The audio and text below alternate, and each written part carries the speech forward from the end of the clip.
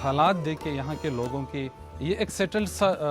City था, शहर था, लेकिन सहूलियात के लिहाज से थोड़ा बैकवर्ड था। और यहाँ पे चूँकि तजारत की गरज से लोग आते थे, तजारत के लिए यहाँ के लोगों के लिए कि इनको थोड़ा सा सुकून मिल जाए, और जो तजारत के गरज से बाहर से आ जाएं यहाँ पे उनके रुकने के लिए, यहाँ रात गुजारने के लिए, उनके जो जानवर थे ट्रांसपोर्टेशन के लिए जो इस्तेमाल होते थे, उन जानवरों के लिए चारे का इंतज़ाम और लोगों के लिए खाने पीने का इंतज़ाम, उनके लिए पानी के कुएँ कूदे गए।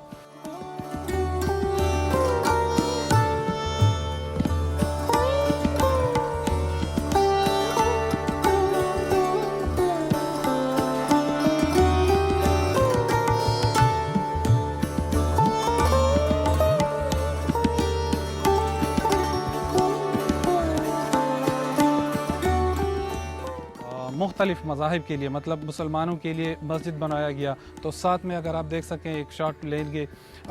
ये मंदिर बनवाया गया हिंदू के लिए। इस तरह से हर मज़हब के लिए उनकी मजहबी इबादतगाह बनवाई गई।